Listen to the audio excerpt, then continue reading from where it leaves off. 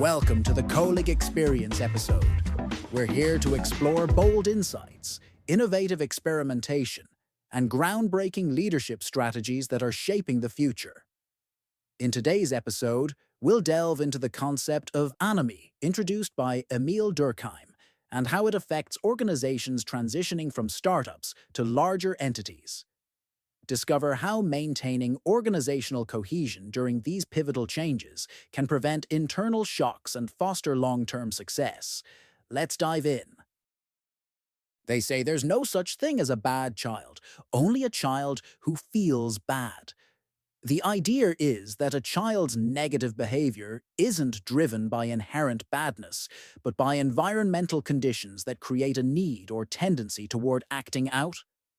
But what happens when we move from talking about individuals to social groups?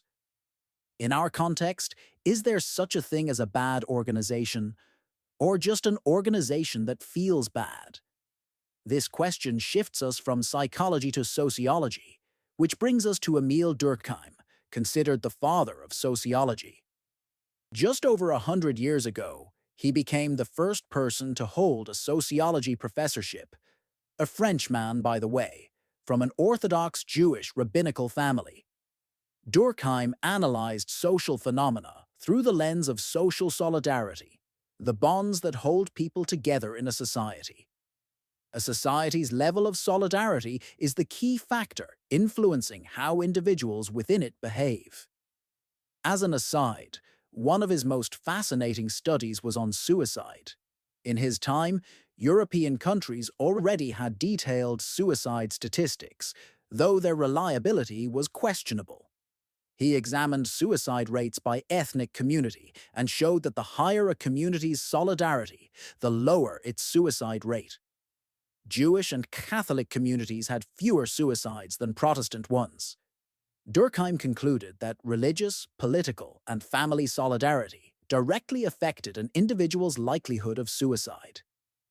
Durkheim coined the term anomie to describe social breakdown when structures and norms collapse before suitable replacements emerge.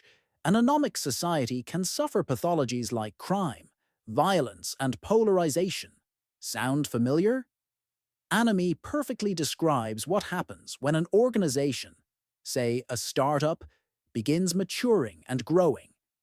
In the initial stage, solidarity and integration are extremely high. Everyone does almost everything, with few rules or laws. The glue binding employees together is shared belief in an idea, vision, or product. If successful, the organization grows to a size where this model no longer fits. People join who weren't there at the beginning, bringing new perspectives and approaches. They're hired precisely because they have knowledge and methods the organization hasn't seen before. The problem is these people won't necessarily connect with the organization's founding stories. They'll feel less enthusiasm for them. The organizational glue that worked for Phase 1 won't stick for them. In fact, some might be shocked by the chaos and try to change it. This is where anomie can develop. When two or more sets of norms and work rules exist within the organization, it can be a brief transitional phase as the organization makes necessary changes, but it can also become a long, painful process. We've seen this repeatedly in our work. Take a pharmaceutical biotech startup we worked with that grew from 30 to 150 people. They hired quality and regulatory experts to prepare for FDA approval processes. But the founders weren't truly ready to let go of their fast and loose development style. The new hires felt frustrated and meaningless, while the founders felt like bureaucrats were invading their creative space. In another case, we worked with a family-owned manufacturing company that brought in professional managers to scale operations. The company changed. New headquarters functions emerged. New roles started managing the organization. But some founding family members felt left behind, creating tension between how we've always done things and the new professional standards. This is the organizational equivalent of anomie. Values become confused, norms unclear, and the rules of the game ambiguous. The word anomie comes from Latin, I nomos equals law, anomos equals no law.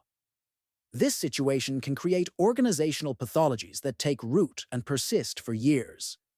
Some organizations develop overly elaborate regulatory systems, excessive rules, meticulous planning and control mechanisms, blame-seeking tendencies, and internal competition that consumes organizational energy. This leads to low employee engagement and damages performance. Other organizations talk the language of big companies but continue behaving like children. They speak about needing order, invest in processes and mechanisms, but keep shooting from the hip. This creates tension and frustration, undermining the organization's ability to thrive. These are just two extreme examples. There's a wide range of organizational pathologies that stem from splits during phase transitions. Such transitions happen several times in an organization's life, related to size but not only. A major strategy shift might require a phase transition with all its implications, as might acquisitions or mergers. The key point is that such changes create internal shocks that can tear the delicate fabric binding the organization together. Between employees themselves, between them and management, between them and the organization, between the organization and its environment. If Durkheim were addressing this issue, he'd probably suggest managing these phase transitions by focusing on organizational solidarity. Each time an organization undergoes significant change, we need to create the glue that will hold all its components together. The classic mistake many managers make is confusing organizational regulation, job definitions, processes, procedures, with what actually binds and holds everything together. Not at all. Organizational regulation is one component of this glue, but there are others. When leading significant organizational change, it's crucial to invest time in asking, what's the updated formula for our organizational glue? Because as the organization grows and develops, this formula evolves and becomes more complex along with it.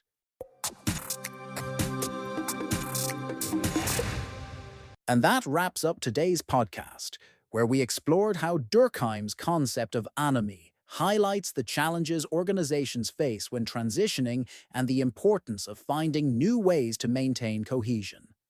Don't forget to like, subscribe, and share this episode with your friends and colleagues so they can also stay updated on the latest news and gain powerful insights. Stay tuned for more updates.